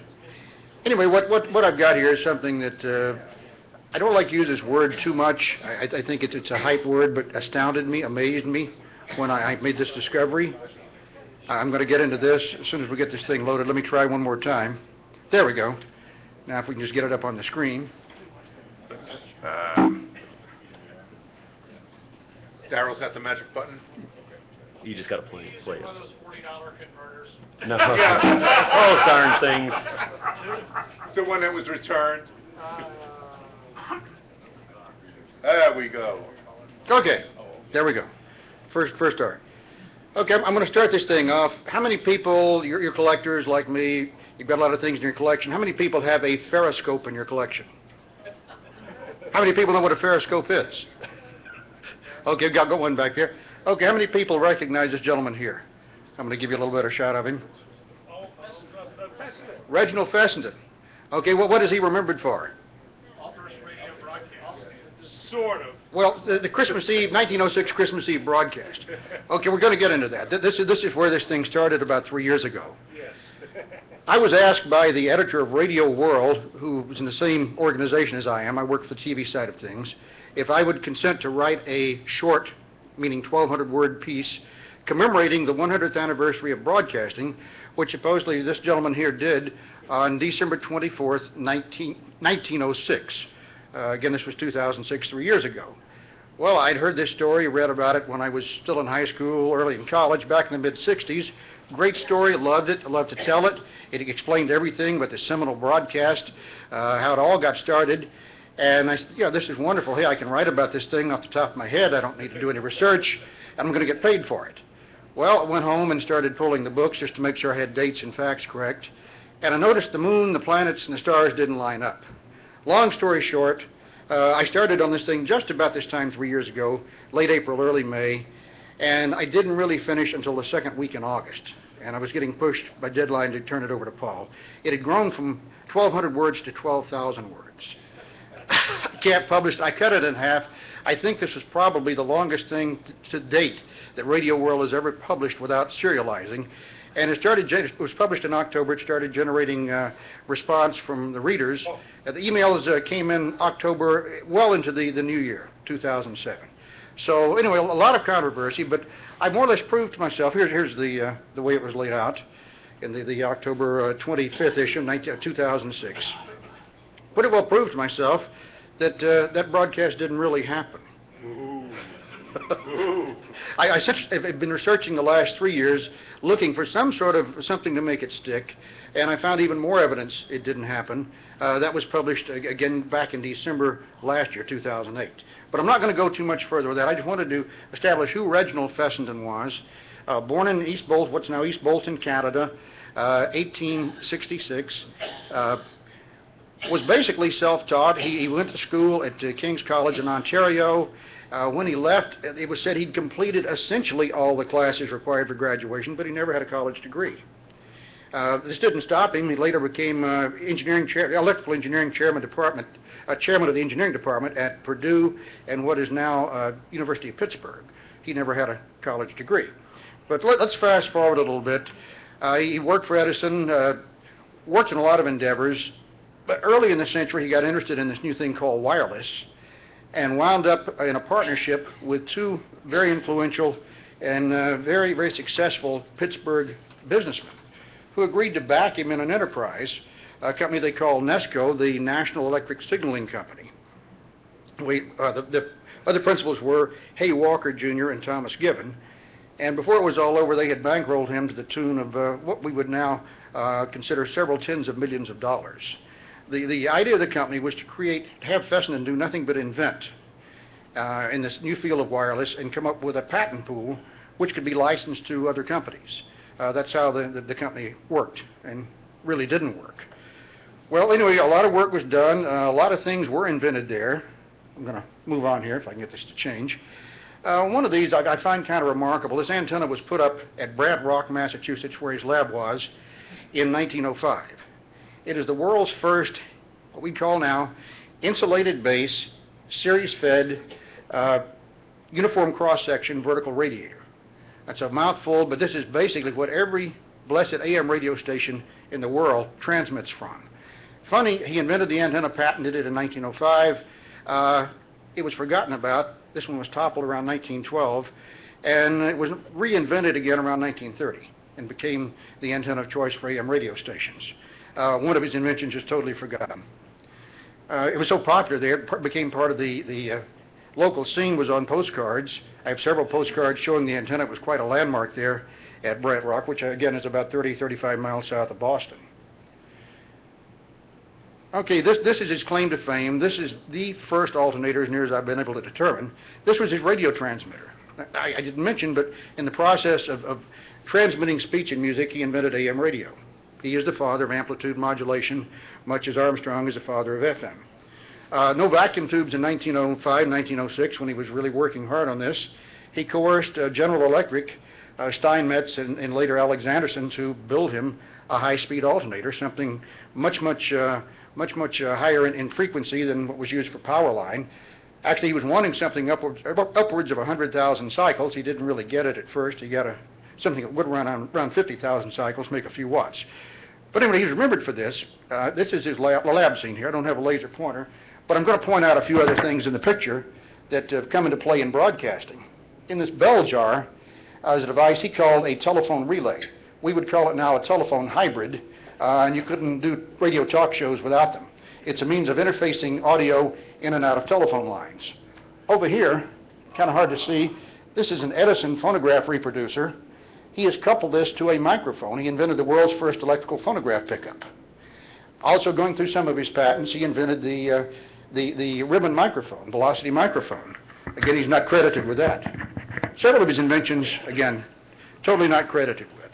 But he's remembered for his work with alternators. And they got bigger and bigger. These pictures were probably taken around 1907, 1908. More and more alternators. So, fast forward, he falls out of favor with his business partners in 1910. He gets canned. You don't hear much of Fessenden anymore. If you remember him at all, it's for this Christmas Eve broadcast, which probably never happened. He did, I will say to his credit, he did do a very well documented demonstration of radio telephony, transmission of speech and music, including a couple of Associated Press reporters, they were in the audience, on December the 21st, 1906. That was a Friday, Christmas Eve, Monday. There's no documentation whatsoever that the Christmas Eve thing happened. But let's move ahead. There's Fessenden. You can certainly tell he's the boss. A very difficult man to work with, by the way. Extremely difficult man to work with. An experiment wouldn't go right. He would fire everybody. He'd cool off a day or so later, hire them back. His second in command, he told not once, but on many occasions, don't try to think, you don't have the brains for it. So, very arrogant person. He promoted himself, but he had another quirk too. He was very secretive. And probably there was some cause for this. Lee DeForest had, let's say, reverse engineered his radio detector he'd invented. And this man invented everything. 500 patents. The patents range from radio detectors all the way to tracer bullets. But anyway, Lee DeForest reverse engineered his detector. Actually, the Navy, everyone was using the thing. He got an injunction, but the Navy still kept bootlegging his detector for use on ship and shore stations within the Navy. So he had some reason to be a little bit paranoid and secretive. And this may have affected what happened later on, what I'm going to get into. Well, as I say, he was without a job with NESCO as of 1910, and you didn't hear too much about him. He did some work during the Great War, what we call World War I now, involving military devices, sonar, depth sounders, things of this nature. But you don't hear much from him again, ever. Well, radio broke 1920, 1921, became a very, very popular thing. People were exposed. Radio came to the home for the first time. A lot of newspapers, a lot of magazines were writing about radio, wanted to fill column space. They interviewed Fessenden on several occasions, and this thing called Periscope came out. I'm going to spell it P-H-E-R-E-S-C-O-P-E, the Periscope. And he would tell people he was working in television. This is what he called television. Well, again, let's look at some of the developments leading up to television here, because that's why we're here today about television. Check these dates. Boris Rosing took out a patent for a hybrid mechanical electronic television system, 1907. And after 4 years, with a lot of help by one of his students there, Vladimir Zorokin, was able to transmit some luminous bands about 1911. A. Campbell Swinton, he described an electronic television system in a letter to the editor of Nature in 1908. He expanded upon this in a 1911 lecture. Jenkins disclosed his prismatic rings, 1920. He was doing wire photo transmissions in 1922. He claimed to have transmitted some silhouette images in June of 1923, but the first public demo that we can substantiate was 2 years later, 1925. John Logie Baird began his television work in 1923, demonstrated a system in January of 1924. Zorican, he was at Westinghouse, suggested to the project manager, engineering project manager at Westinghouse, Sam Kentner, who had worked with Fessenden, by the way back in the past, that the company should start research on television. This was 1923. And Ives over at AT&T started experimenting with television in 1925, doing his first demo in 1927. You probably can't see this on the bottom. Okay, what's this all about? Well, I was looking for some evidence of work by Fessenden. Some of you probably have this book. I consider it very, very informative. Very good history of the beginnings of television. Very thick tome. It's pushing 700 pages. Very obscure inventions described in there. Very obscure inventors, principles. He mentions Fessenden 4 times, but not in connection with television. The connection he makes there is with wireless, with these high-frequency alternators. Not one word about involvement with television. So, why didn't Fessenden make the books? Well, the strange thing is, I want to introduce Fessenden in his remarkable periscope here. August 21st, 1922, there it is, he filed for a patent on a television system. I guess he used the word television there so he wouldn't confuse the people at the patent office. But he did file August 21st, 1922, and it took some time. It was not until 1936 he was awarded the patent. That's it, $2,059,221. About 4.5 years later after this filing, he filed for another patent, and which you go back and read through it, it's basically an amplification of this patent. It was sequentially awarded, same date. It was not 221, but 222. So he does have those 2 patents for a complete television system. And again, this is 1922 when he was filing, way ahead of anybody else in that last rundown I gave you back here. You can look. Most everybody starting in 23. 1922, for example, John Logie Baird was still selling soap. He was not working in television. Okay, now let me read the way the patent starts. This is Fessenden's wording. He was not a particularly understandable writer, but I'll read this to you. This invention relates to the transmission of energy, and still more particularly of signals and pictures, and moving pictures by high-frequency impulses, and more particularly by high-frequency currents, and still more particularly by Hertzian waves, and to the elimination of the disturbing effect of atmospheric and other injurious influences, and to the reduction of the cost and uncertainty of transmission.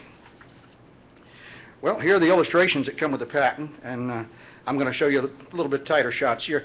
If you look, it's a complete system. By God, it's not just a camera, not just some sort of a scanner. If you look here, he's got a modulating device. This is his camera, optical system, line and field scanners, more optical system, a photosensor, something to convert photons into electrons, a modulating device, a transmitter, RF link, demodulator, light valve, light source here, optical system, scanners, and finally a screen on which everything is projected. Complete television system, including the RF link. I don't know of anybody else who did this in 1922 or before. If you do, please let me know. I couldn't find a reference anywhere. So he's got the complete thing, the full Monty. In particular, here's the transmitter, the camera side of things.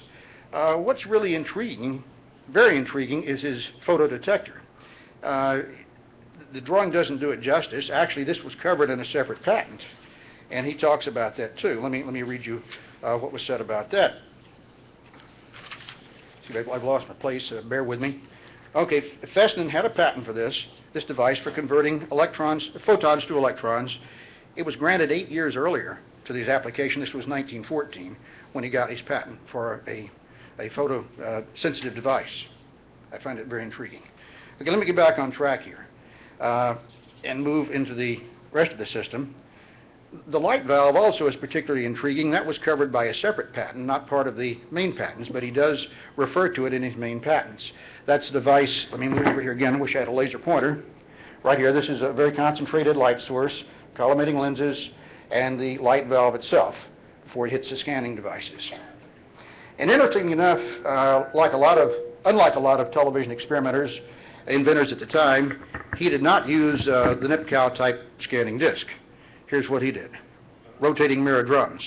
Again, not a new invention with him. This came out of France, an inventor there, about 1889, if I recall.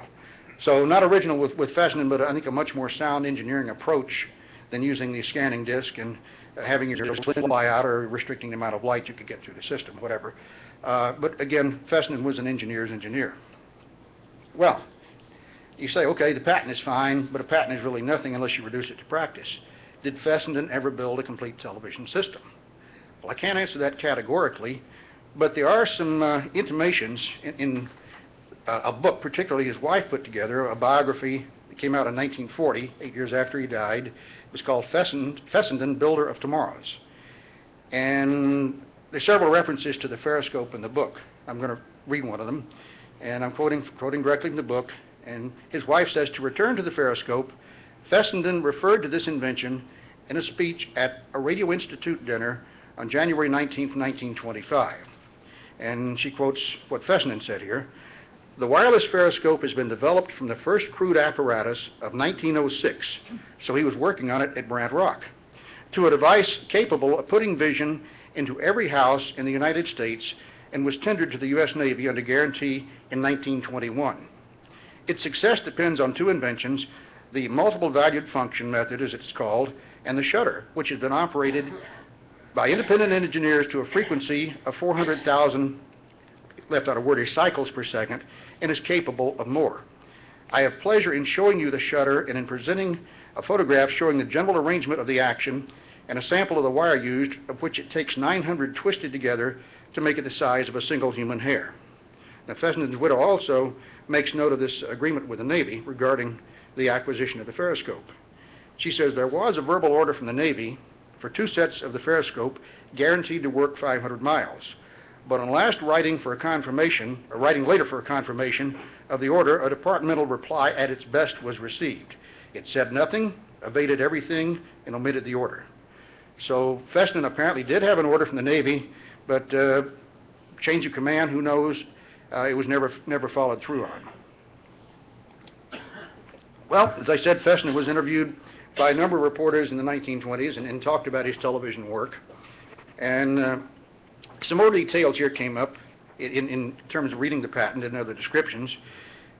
Fessenden liked to coin words. I left something out a while ago. Something else he did in 1904, he invented heterodyning of electrical signals, got a patent for it. I always thought Armstrong did that. But no, Fessenden actually coined the word heterodyne. Armstrong, it was said, later used the word superheterodyne, so it wouldn't be directly connected to Fessenden. But some other of his words, he coined the ferroscope. I'm not a scholar of Latin or ancient Greek, but I believe the first part of the word ferro comes from the Greek, meaning to peer or to peek. And of course, scope means to watch or to view, so he was covering things on both ends. But he created another word here, the cratophobe. Now that's his light valve. And let me bring that slide back up. Well, no, that's what I want right there. This was covered in a separate patent. This is his light valve, or his cratophobe, as he calls it. And what it is, it's a number of strands or fibers. I don't know what you talk about. You could call it something that basically is measured 1/10,000th of an inch each. Gold strands, fibers, wires. But you can see what he was trying to do here, make something with as little mass, little as inertia as possible, so it could move very fast. And it's this gold rope with these 900 1/10,000th of an inch fibers twisted together. It's connected, supported by a couple of connectors here. These are connected to his receiver. So you've got electrical current flowing through here. There's a small hole, an aperture here, behind which you have a very intense light source. And you've got this thing in a magnetic field, so if you've got electricity or current running through the fiber, it's going to move in proportion to the amount of electricity or video signal coming through. So this is how he modulated light. He didn't use a Kerr cell. He didn't rely on a neon lamp to do his light source there for his modulated video. And apparently this thing could move pretty fast. As I say, he made this out of a very, very almost massless number of very tiny gold strands. And what makes me think he actually built this thing, because he says here in the patent, the device for modulating the projected light in accordance with receiving impulses comprises a shuttle, which is that strand, and this applicant is tested up to speeds of 1/200,000th of a second. Now, if you look at it another way, that's 200,000 hertz. Not high definition, but it certainly would produce fairly respectable for the 1920s if you had some scanners that could keep up with it. And one thing that struck me here, if any of you have ever examined how the variable area soundtrack is produced in motion picture films, this bears a very interesting resemblance to the shutter device used for producing variable area motion picture tracks, which didn't happen until quite a while later. But let's leave it there. Now, Fessenden devotes a rather large amount of verbiage in his 1922 patent application, some 70 lines, to a description of how to make a light valve. And I have to believe that he actually made such a device and got it working sufficiently well to demonstrate it, because he said before the IRE dinner in 1925 he had demonstrated it. In part of the light valve patent, this is particularly unusual in a patent, he goes into a great amount of detail, even naming the Baker Platinum Company in Newark, New Jersey as a supplier of this very, very fine gold strand material he was using. And he states that in the patent that the tests were confirmed by other engineers, for example, Mr. Price and Dr. Picard. And in this separate light valve patent, this one, the 1,617,241, he says it's been found that modulations of 1 million per second may be easily obtained, in other words, 1 megahertz, and that the limit of modulation is about 5 million per second, again, 5 megahertz. Now, you could build a fairly decent television system, again, if you had mechanical scanners that could keep up with that. Also, another reason I believe he built something that approached a television system came out here in the patent. He says the regulation of the mirror system, the mirror drum scanning, need not be automatic. It has been found, this sounds like hands-on to me, folks, it has been found that if the speed be wrong, a distorted blur is seen, but that by changing the speed of the system, it gradually straightens out and becomes intelligible and erect, meaning you got a picture. So I can't help but believe he actually had hands-on, he built something like this.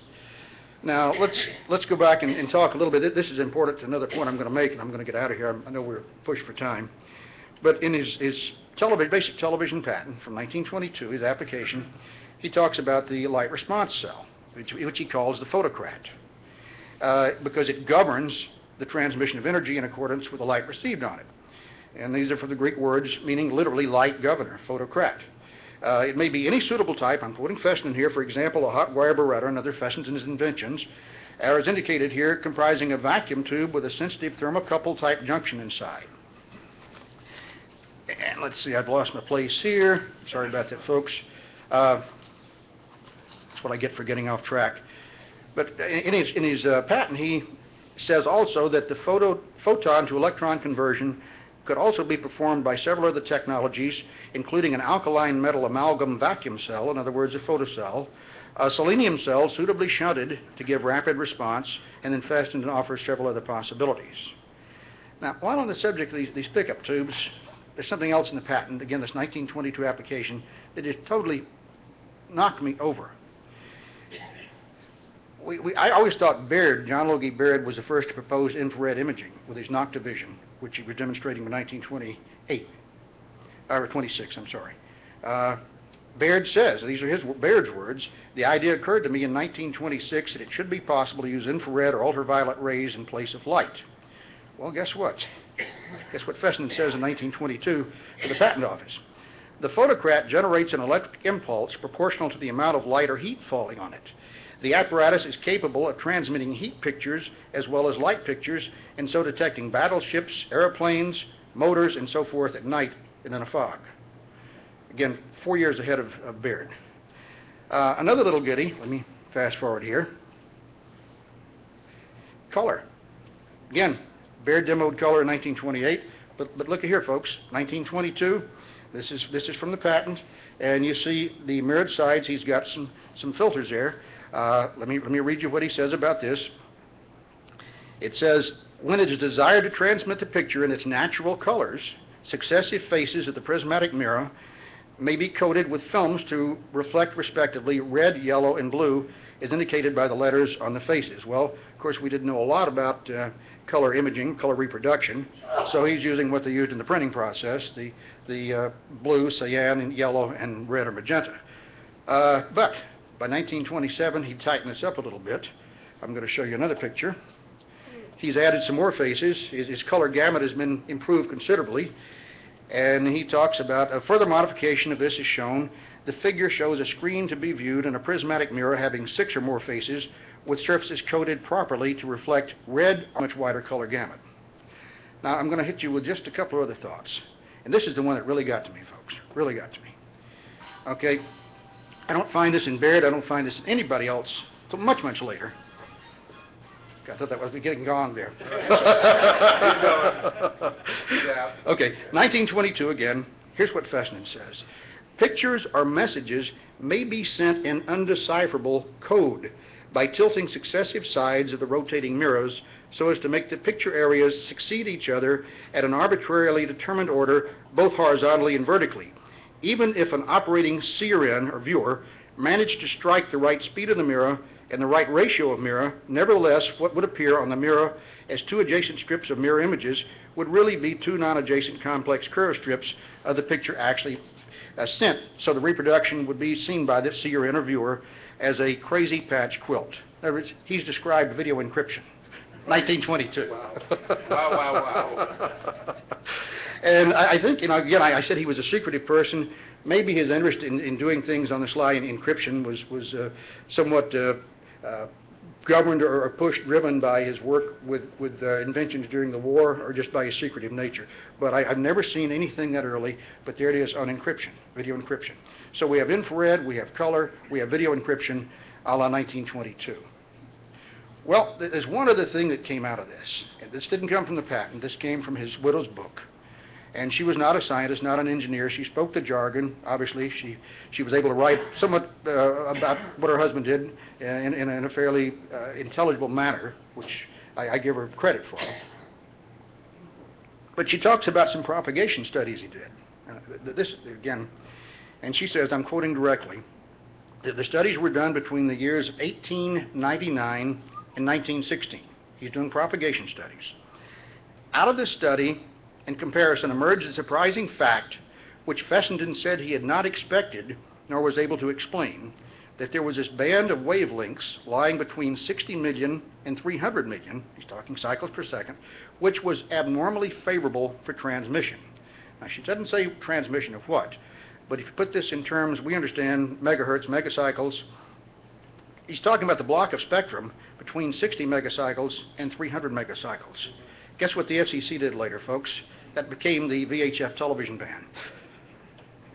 So, again, the man died in 1932. He had no inkling of what was going to happen with the FCC and broadcasting later on. So, coincidence? I really don't know. Fessenden died over 75 years ago. We can only wonder at this point. Now, I do have to ask the question, a rhetorical question here. Why didn't he proceed? He was a very gifted inventor, obviously, with this ferroscope invention and move on and commercialize it. Oh, I'm ahead of myself. Well, I think a couple of things can be said there. Again, he filed the first patent in 1922, the next one in 1927. Well, he suffered a stroke in 1925. His health began to decline. He had a couple of heart attacks. Also, something else going on in the background. As I said, he was dismissed by his partners in 1910. Well, he got a judgment against Nesco to recover his intellectual property, his patents. But in 1912, the company had gone into receivership, so he couldn't collect. Well, Westinghouse bought certain of the Nesco leavings, the patent pool, so he changed the direction of his lawsuit against Westinghouse and battled them in the courts for some time until about 1919 when RCA was formed. RCA acquired certain patents, so Fessenden redirects his lawsuit over toward RCA and keeps hammering on them. Well, this occupied a lot of his time, obviously. But in 1927, he did get 1928, he got a very sizable out-of-court settlement. I don't know the exact amount, but I think it would be reckoned in the millions of dollars in today's money. So, in essence, he didn't have to invent to support himself anymore. He was in failing health at this time. His wife was from Bermuda. They moved back there. That's where he lived out the rest of his life. He died in July of 1932. So that probably explains why he didn't really pursue this periscope, this television system, which he'd concocted. Now, I'm going to move on. I did a little bit more of a patent search, and it's surprising how many times that patent number comes up as prior art or is referenced to in other more modern patents. I even found his 1922 applied for patent, one granted in 36, in a 1975 patent on laser scanners. Now, I'm going to show you another patent. I think we'll all appreciate this. This is filed by Peter Goldmark in 1940.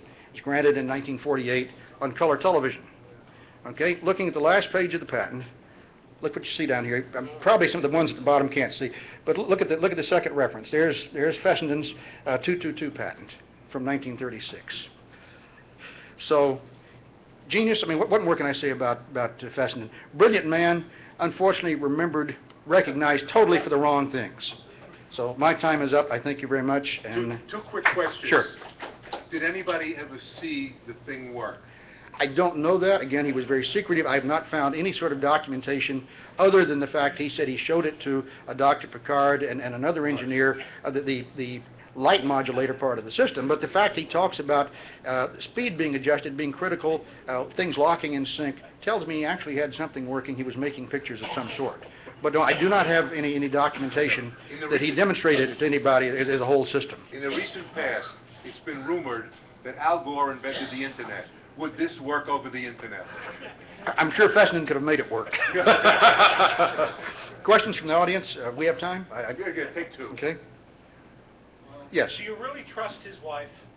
I don't trust his wife completely because I think it's because of his wife. This whole cock and bull story about this Christmas Eve broadcast started. You debunked her once, now you're... Well, that's the only source of history we got on this. But the patent, I use that to back up what's in the patent. But she had the money. But the patent was granted, based on what he filed for in 1922. There's a lot of information in that patent. I recommend everybody to go get the patent, download it, and read it. It's quite enlightening, quite entertaining. Yes. The book that his wife wrote, what is the name of it? It's Fessenden, Builder of Tomorrows. Very hard to get, but it has been scanned. It's on the internet. You can read, page by page. You can't download it. But I think if you went out and bought a copy, it was published in 1940, so it's an old book. I think it went through one reprinting, but it's around $200 or more a copy if you can find one on eBay or one of these used book sites. Steve, do you have a question? You have an announcement? No. Steve. Well, Steve. Yes. I do have a quick... Thank you very much. Get out of here. Thank you.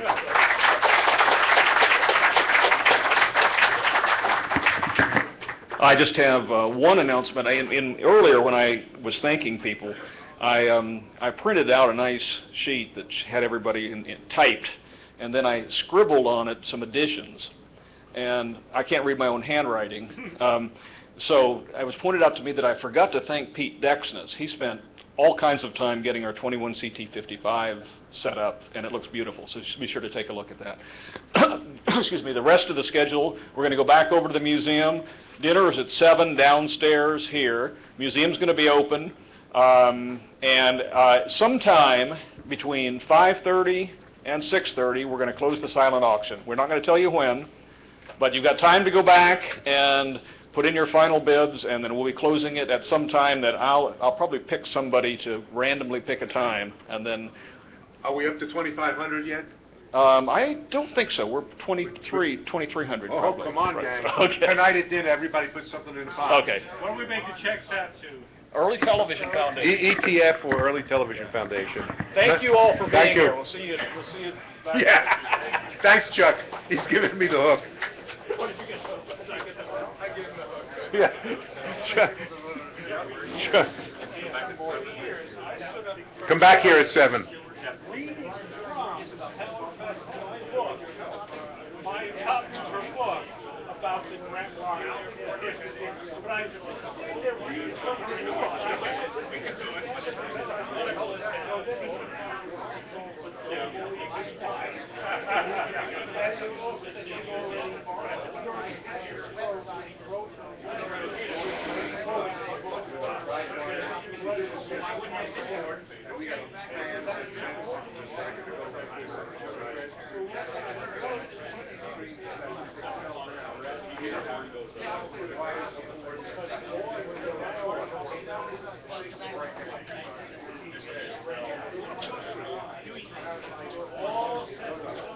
I was sent to here on the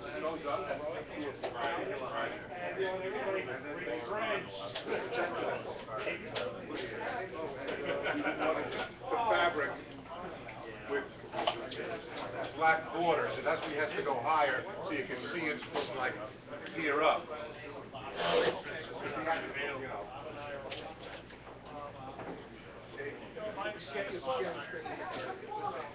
Well, this is a 15-foot peak. Okay, there's nothing.